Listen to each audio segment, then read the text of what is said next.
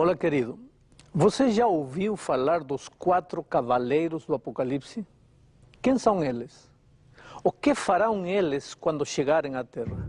Hoje, os 4 cavaleiros do Apocalipse. Dentre as muitas figuras estranhas do Apocalipse, os cavalos e os cavaleiros são uma das que mais provocam medo e espanto nas pessoas. Também é uma das profecias que mais alimenta a imaginação dos profetas, entre aspas, do fim do mundo. Claro, morte, sangue, espada, fome e pestes são ingredientes extraordinários para elaborar um coquetel terrorista e levar desespero e pavor ao homem moderno já aflito sob as circunstâncias de violência em que a sociedade vive. Mas o que há por trás desses misteriosos cavalos e seus cavaleiros? Para entender essa profecia, é preciso não perder o fio do grande conflito cósmico que teve início lá nos céus. Quais foram as acusações que Lúcifer levantou contra Deus? Basicamente duas. A primeira tinha que ver com a adoração. Lúcifer queria toda a adoração para si. Veja o que diz a palavra de Deus no livro de Isaías, capítulo 14, versos também 13 e 14. Subirei ao céu, acima das estrelas de Deus exaltarei meu trono. Subirei acima das mais altas nuvens e serei semelhante ao Altíssimo. A segunda acusação dizia respeito à obediência. Na opinião de Lúcifer, era impossível que a criatura pudesse obedecer aos princípios preservadores da vida estabelecidos pelo Criador. Portanto, o anjo caído tentou destruir também a palavra de Deus. O conflito cósmico teve início nos céus, depois transferiu-se para este planeta e foi sempre fundamentado nestes 2 pontos, adoração e obediência. E ao longo da história, o inimigo tem tentado atrair a adoração dos homens para si e, ao mesmo tempo, tem tentado desvirtuar a palavra de Deus. Para conseguir estes 2 objetivos, ele usa todos os métodos possíveis. Engana, fascina, mente, esconde, disfarça. E quando isso não dá certo, então persegue, violenta, mata e destrói. A profecia dos 4 cavaleiros do Apocalipse mostra diferentes métodos que o diabo usou ao longo da história para alcançar os seus objetivos. E apresenta também a maneira como os cristãos reagiram às investidas do inimigo nos diferentes períodos da história. Isto é básico no processo do julgamento que veremos um pouco mais para adiante. Muitos intérpretes da Bíblia têm considerado os 4 cavaleiros do Apocalipse como portadores dos juízos divinos. Existem até filmes descrevendo esses misteriosos personagens como cavaleiros vingadores trazendo desgraças e tragédias sobre os seres humanos. Seriam por acaso os furacões, terremotos, cataclismos, castigos divinos que os cavaleiros trazem? Deveria a humanidade ficar apavorada diante das possíveis catástrofes que esses cavaleiros anunciam? Existe base bíblica para semelhante especulação? Veja, o livro do Apocalipse não pode ser usado com leviandade ou fanatismo irracional. Ele precisa ser estudado com base teológica e com projeção histórica. Estudando dessa maneira, percebemos que os cavaleiros do Apocalipse simbolizam os vários períodos pelos quais passaria a igreja cristã em relação com sua fidelidade à palavra de Deus. Essa profecia dos cavaleiros é parte da visão dos 7 selos. No programa anterior vimos o juiz assentar-se no trono para iniciar o juízo. O apóstolo João continua narrando o evento da seguinte maneira em Apocalipse, capítulo 5, verso 1, diz assim: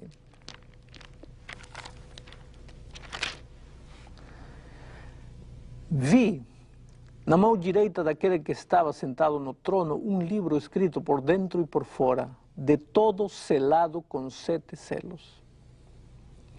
Aquele livro será aberto para dar início ao juízo.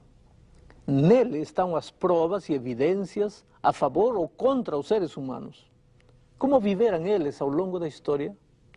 Permaneceram eles fiéis a Deus, dando-lhe a glória e honra devidas? Foram obedientes à sua palavra ou deixaram-se enganar ou intimidar pelo inimigo de Deus? O livro está selado com 7 selos E quando o último selo for aberto, a história do conflito entre o bem e o mal terá chegado ao fim. Cristo voltará então para buscar os seus filhos que permaneceram fiéis a Ele. Sabe, querido, este é um momento solene. Os selos serão abertos. O grande julgamento terá início. Preparem-se para contemplar os registros da história. Quando foi aberto o primeiro selo, veja em Apocalipse capítulo 6, no verso 2, diz que apareceu um cavalo branco e o seu cavaleiro com um arco, e foi-lhe dada uma coroa, e ele saiu vencendo e para vencer. Aqui se revela a pureza e o poder de conquista do Evangelho diante do paganismo no início da igreja cristã, na sua história. A cor branca é usada na Bíblia como símbolo de pureza. Ainda que os vossos pecados sejam como a escarlata, eles se tornarão brancos como a neve, afirma Isaías no capítulo 1, verso 18, falando da pureza da vida perdoada. Imaginemos o quadro. Jesus acabara de ressuscitar e tinha retornado aos céus. Ali estava na terra a igreja que ele fundara. Jesus tinha vindo a este mundo, não apenas para salvar o ser humano, mas para confirmar uma verdade inquestionável que encontramos em Mateus capítulo 10, ou capítulo 4, verso 10. Ao Senhor teu Deus adorarás e só a Ele darás culto. E também Jesus veio a esta terra para ensinar que a palavra de Deus é imutável e eterna, segundo São Mateus 5,18. Justamente os dois pontos críticos que o inimigo tentava desvirtuar com relação a Deus. A figura do cavalo branco nos revela como se conduziu a igreja de Jesus no primeiro século. Aquele foi um período de guerra entre a verdade e a mentira, entre a verdadeira e falsa adoração. A igreja foi cruelmente perseguida por não querer inclinar-se diante do César, que reclamava adoração para si. Agora me diz, você imagina quem estava por trás de César? A igreja também foi duramente perseguida por sua fidelidade à palavra de Deus. O próprio João afirma, em Apocalipse 1, verso 9, eu, João, irmão vosso e companheiro na tribulação, achei-me na ilha chamada Patmos por causa da palavra de Deus. Você vê os mártires que morreram e que aparecem ressuscitados na abertura do quinto selo, também afirmam que morreram por causa da palavra de Deus. Mas apesar de toda a fúria desatada contra o povo de Deus, neste primeiro período da história da igreja cristã, ela se manteve fiel aos dois pontos críticos, adoração e obediência. Foi uma igreja vencedora, que fez estremecer o inimigo com sua doutrina pura e seu espírito de evangelização. Ao cavaleiro foi-lhe dada uma coroa e saiu vencendo e para vencer. Vitória é a chave. Bom, ao abrir-se o segundo selo, diz o texto bíblico no verso 4, e saiu outro cavalo vermelho, e ao seu cavaleiro foi-lhe dado tirar a paz da terra para que os homens se matassem uns aos outros. Também lhe foi dada uma grande espada. Já vimos que o cavalo branco, que significa o primeiro período da igreja cristã, expressava pureza de seu caráter e doutrina. Pureza na adoração, porque apesar das perseguições, ameaças e mortes, os membros da igreja primitiva preferiam adorar a Deus antes que a César.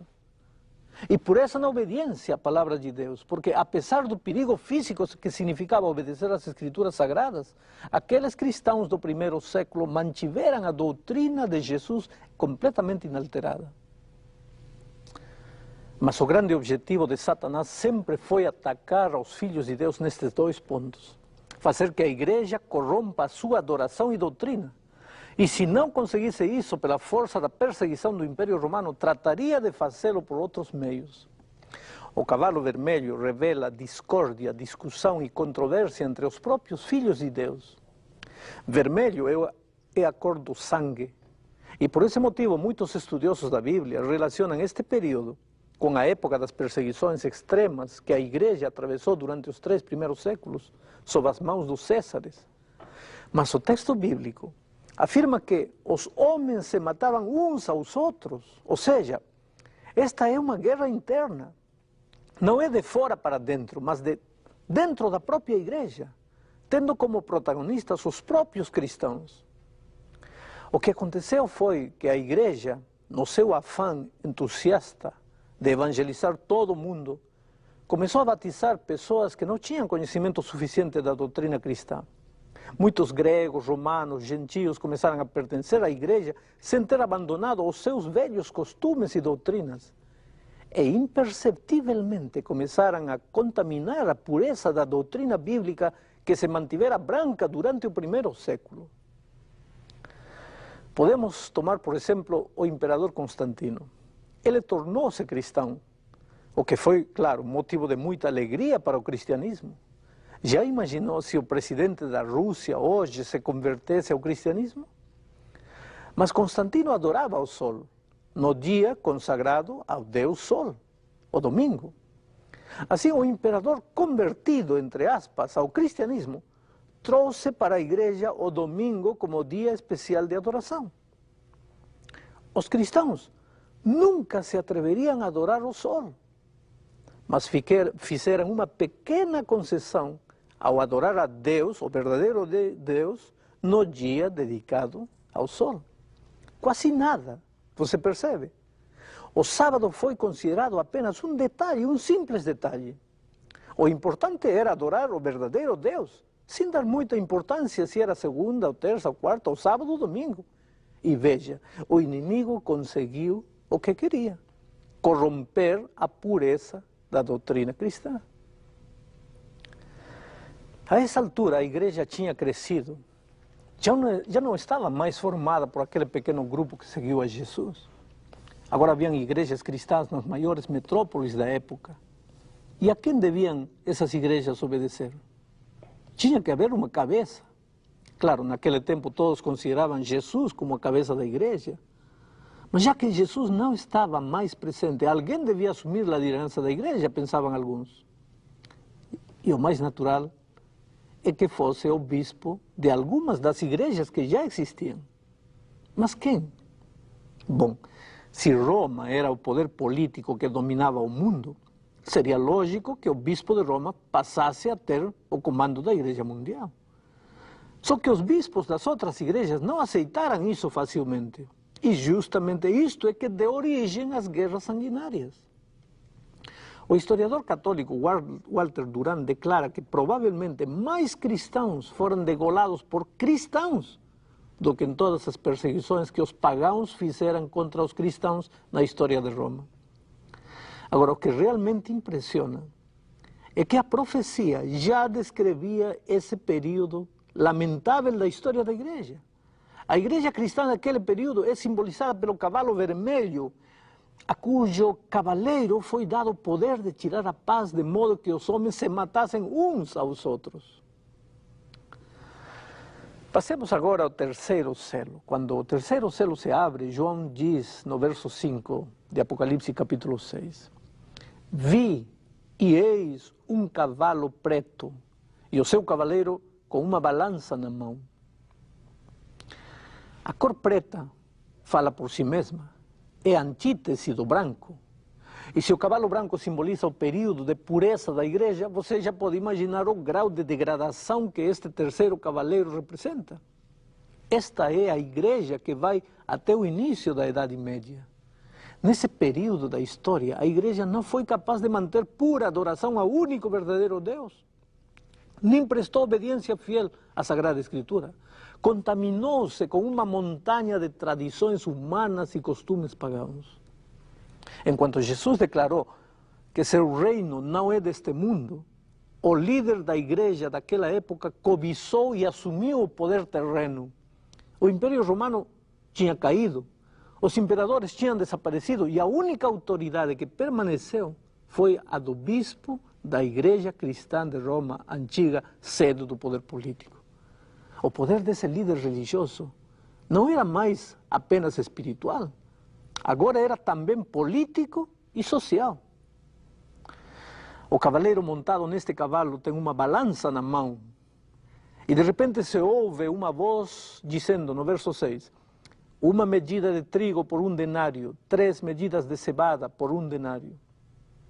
Sabe, Esta era uma medida de peso que na época em que o Apocalipse foi escrito era uma ração que um soldado ou um escravo podia adquirir por dia.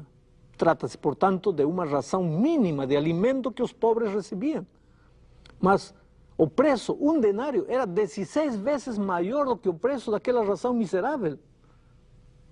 Isso significa opressão, exploração e fome. Quer dizer que os líderes da igreja cristã daquele tempo se caracterizariam por promover fome espiritual, escondendo do povo o pão de vida, que é a palavra de Deus.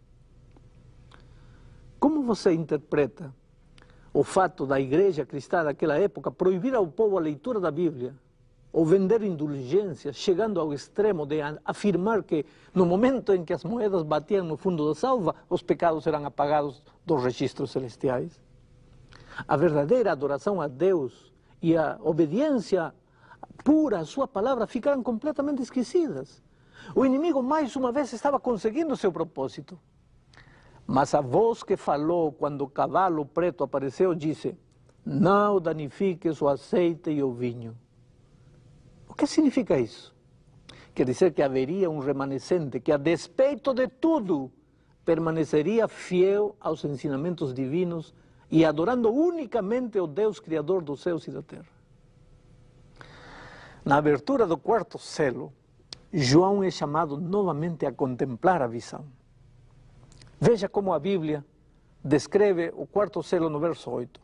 E olhei, e eis um cavalo amarelo, e o seu cavaleiro, sendo este chamado Morte, e o inferno estava seguindo, e foi-lhe dada autoridade sobre a quarta parte da terra para matar a espada pela fome e com a mortandade e por meio das feras da terra.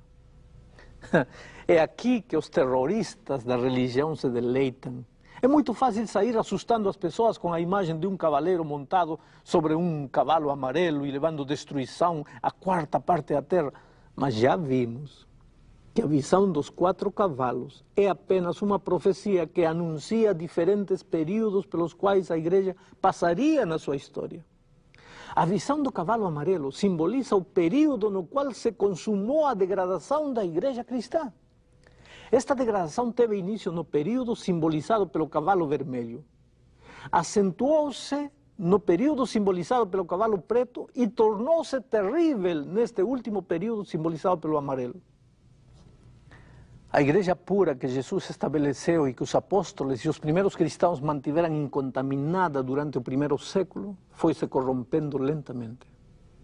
Quando chegamos à Idade Média, encontramos uma igreja cristã de nome, que não era nem a sombra da igreja pura que Jesus fundara. Onde estavam os cristãos que deram a vida por obedecer à ordem divina descrita em Mateus 4:10? Ao Senhor teu Deus adorarás e só a Ele darás culto. Em nome de Deus, agora os cristãos estavam adorando imagens e esculturas de santos. Onde estavam os fiéis cristãos que foram perseguidos por causa da palavra de Deus? Onde aqueles que pagaram com a vida a ousadia de obedecer à ordem divina que dizia: até que o céu e a terra passem, nenhum io ou um tio jamais passará da lei. Os pretensos cristãos, naquele período, tinham mudado os mandamentos de Deus sob a alegação de que a Santa Mãe Igreja tinha poder para fazê-lo. Mas isso não foi o suficiente. A igreja perseguiu aqueles que ousavam obedecer à Escritura. Isso aconteceu durante o período de absoluta supremacia da igreja na Idade Média. A história universal registra tudo. A igreja estabeleceu o aparato mais espantoso jamais visto antes e conhecido pelo nome de Inquisição, para matar e destruir todos aqueles que não aceitassem as doutrinas contaminadas que àquela altura da história a igreja ensinava. Por isso seu nome, o nome deste cavaleiro era Morte. O historiador católico Walter Durand escreve o seguinte: com toda a tolerância que se requer de um historiador e que se permite a um cristão, devemos colocar a Inquisição entre as mais escuras manchas do registro da humanidade, pois revela uma ferocidade desconhecida até numa fera. Sabe, querido, o meu propósito não é descrever as monstruosidades executadas pela igreja naquela época. O que precisamos entender é que por trás de tudo havia alguém que um dia levantou-se no céu e tentou tirar a soberania divina, tentou desvirtuar a palavra de Deus e fazer-se a Ele próprio o centro da adoração e da obediência do universo. Derrotado no céu, Lúcifer veio à terra e conseguiu enganar Adão e Eva. Jesus veio a esta terra para resgatar o ser humano e estabeleceu a igreja para ser uma comunidade de pessoas que se edificassem juntas em amor. Jesus deu sua palavra para ser o guia supremo dessa igreja. Ele diz em João 15:14, vós sois meus amigos, se fazeis o que eu vos mando. Jesus disse isso antes de partir. E veja, o inimigo tentou destruir essa igreja utilizando o poder político e militar do Império Romano, mas não conseguiu. Quanto mais cristãos o imperador matava, mais cristãos apareciam. O inimigo então tentou desviar a adoração de Deus para o imperador, mas não conseguiu. A igreja manteve-se pura na doutrina recebida de Jesus e conservou-se fiel à palavra divina. Agora, como método da violência não deu certo, Satanás começou a entrar devagarinho na igreja. Começou a misturar paganismo com cristianismo. A palavra de Deus deixou de ser o centro da vida e doutrina da igreja e passou a ser substituída por tradições de homens e mandamentos humanos. A igreja adquiriu poder político e passou de perseguida no primeiro século a perseguidora na Idade Média. O líder da igreja nessa época passou a tomar para si prerrogativas divinas como perdoar pecados e condenar e absolver consciências, exigir adoração e reclamar infalibilidade. Você percebe? O inimigo estava conseguindo o que sempre quis, tirar de Deus a adoração e a obediência devidos unicamente a Ele como Criador. Sabe, este é um assunto de suma importância no novo milênio. Não se trata simplesmente de religião. Trata-se de fidelidade ou apostasia, de vida ou de morte.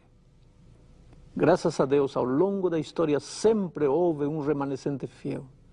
Pessoas aparentemente insignificantes que continuaram adorando ao único e verdadeiro Deus e obedecendo fielmente a sua palavra. Durante a Idade Média, foram os valdenses e albigenses e outros grupos pequenos que se esconderam nas covas e montanhas para poder obedecer a Deus sem sofrer a terrível perseguição do poder que, em nome de Deus, queria obrigá-los a desobedecer a palavra divina e a adorar seres humanos. E esse remanescente continua existindo. O Apocalipse o identifica claramente. E isto é justamente o assunto para o tema da próxima semana. Vamos orar. Pai querido, te damos graças porque ao longo da história sempre tiveste filhos sinceros, dispostos a te adorar unicamente a ti e obedecer unicamente a tua palavra. Abençoa cada um dos amigos que está assistindo este programa e que teu Espírito faça prosperar, faça crescer a palavra semeada no seu coração. Em nome de Jesus.